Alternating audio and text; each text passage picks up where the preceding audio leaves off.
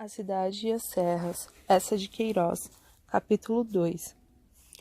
Era de novo fevereiro, e um fim de tarde arrepiado e cinzento, quando eu desci os Campos Elíseos em demanda do 202. Adiante de mim caminhava, levemente curvado, um homem que, desde as botas rebrilhantes até as abas recurvas do chapéu, donde fugiam anéis de um cabelo crespo, ressumava a elegância e a familiaridade das coisas finas. Nas mãos cruzadas atrás das costas, calçadas de anta branca, sustentava uma bengala grossa com castão de cristal. E só quando ele parou ao portão 202, reconheci o nariz afilado, os fios do bigode corredios e sedosos. Ó Jacinto! Ó Zé Fernandes! O abraço que nos enlaçou foi tão alvoroçado que o meu chapéu rolou na lama, e ambos murmurávamos comovidos, entrando a grade. Há 7 anos! Há 7 anos! E, todavia, nada mudara durante esses 7 anos no Jardim 202. Ainda entre as duas aleias, bem areadas, se rondava uma relva, mais lisa e varrida que a lã de um tapete. No meio, o vaso coríntico esperava abril para resplandecer com tulipas, e depois junho para transbordar de margaridas. E ao lado das escadas limiares que uma vidraçaria toldava, as duas magras deusas de pedra, do tempo de Dom Galeão, sustentavam as antigas lâmpadas de globos foscos, onde já silvava o gás.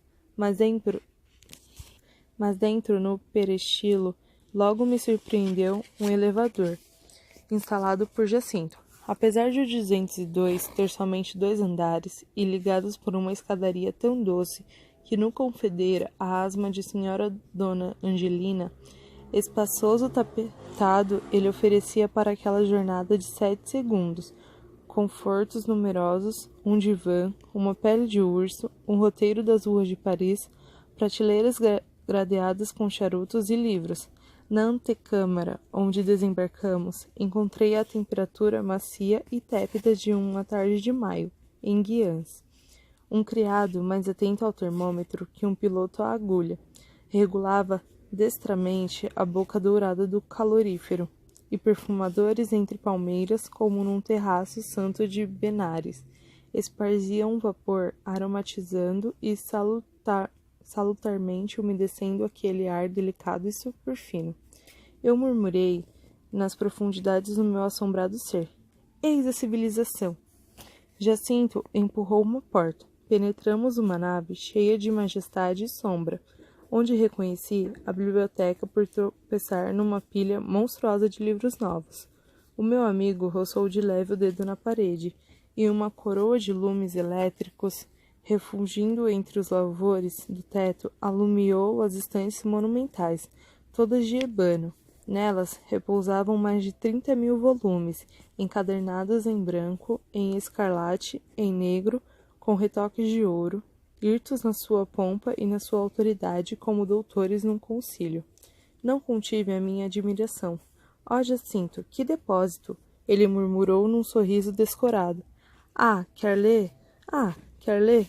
Reparei então que o meu amigo emagrecera e que o nariz se afilara mais entre 2 rugas muito fundas, como as de um comediante cansado. Os anéis do seu cabelo laríngeo rareavam sobre a testa, que perdera a antiga serenidade de mármore bem polido.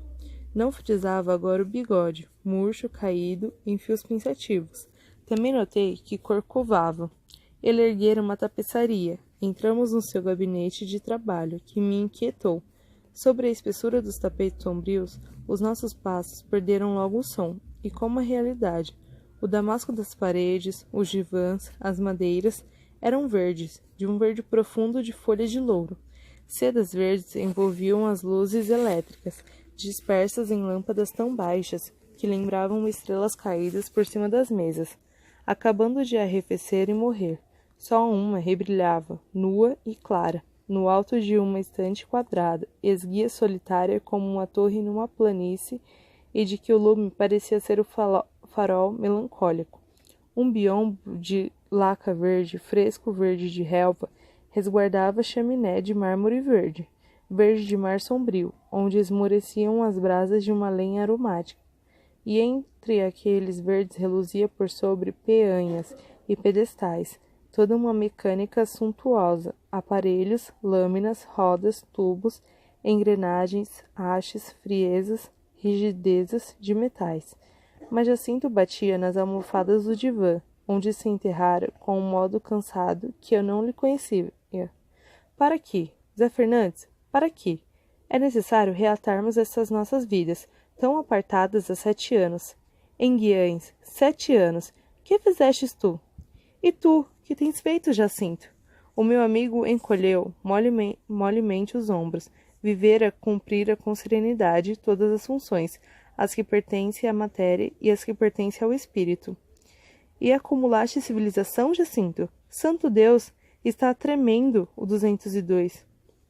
Ele espalhou em torno um olhar onde já não faiscava a antiga vivacidade. Sim, há confortos, mas falta muito. A humanidade está mal apetrechada, Zé Fernandes, e a vida conserva resistências. Subitamente, a um canto, rupicou a campainha do telefone, e enquanto meu amigo, curvado sobre a placa, murmurava impaciente: Está lá, está lá. Examinei curiosamente sobre a sua imensa mesa de trabalho uma estranha e miúda legião de instrumentozinhos, de níquel, de aço, de cobre, de ferro, com gumes, com argolas, com tenazes, com ganchos, com dentes, expressivos todos, de utilidades misteriosas. Tomei um que tentei manejar, e logo uma ponta malévola me picou um dedo. Nesse instante rompeu de outro canto um tique-tique. Assodado, quase ansioso, Jacinto acudiu com a face no telefone. Vê aí o telégrafo, ao pé do divã, uma tira de papel que deve estar a correr. E com o efeito de uma redoma de vidro posta numa coluna e contendo um aparelho esperto e diligente, escorria para o tapete como uma tênia, a longa tira de papel com caracteres impressos, que eu, homem das serras, apanhei, maravilhado. A linha traçada em azul anunciava ao meu amigo Jacinto que a fragata russa Azov entrara em Marselha com avaria.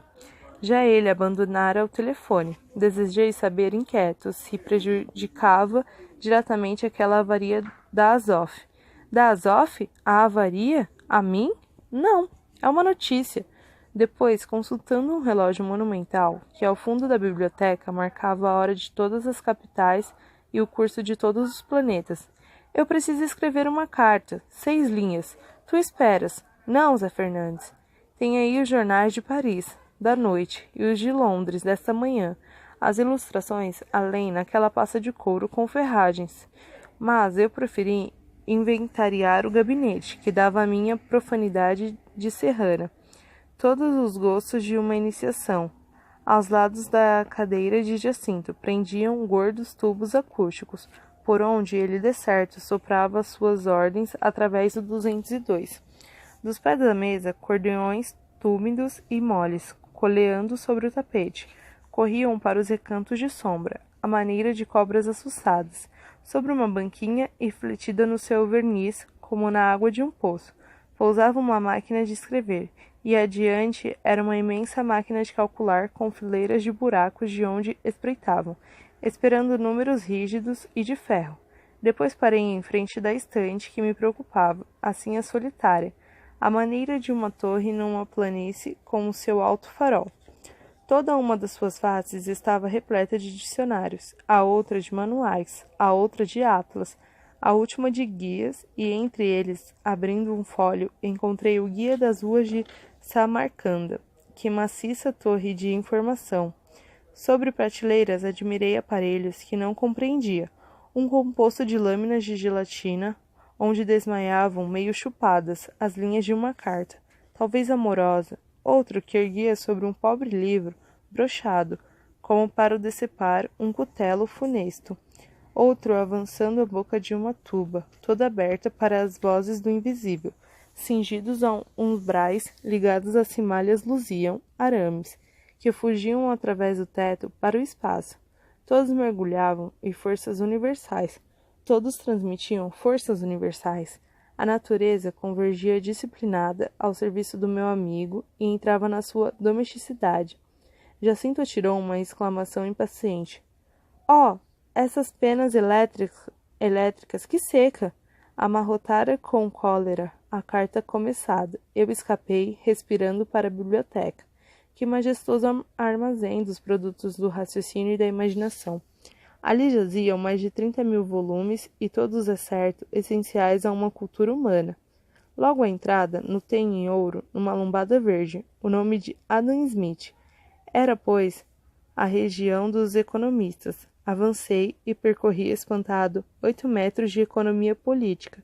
Depois, avistei os filósofos e os seus comentadores que revestiam toda uma parede, desde as escolas pré-socráticas até as escolas neopessimistas. Naquelas pranchas se acastelavam mais de 2.000 sistemas, e que todos se contradiziam. Pelas encadernações, logo se deduziam as doutrinas. Hobbes, embaixo, era pesado, de couro negro. Platão, em cima, resplandecia numa pelica pura e alva. Para diante começavam as histórias universais, mas aí uma imensa pilha de livros brochados, cheirando a tinta nova e a documentos novos, subia contra a estante, como fresca terra de aluvião tapando uma riba secular. Contornei essa colina, mergulhei na seção das ciências naturais, peregrinando num assombro crescente da orografia para a paleontologia e da morfologia para a cristalografia. Essa estante rematava junto de uma janela rasgada sobre os Campos Elíseos.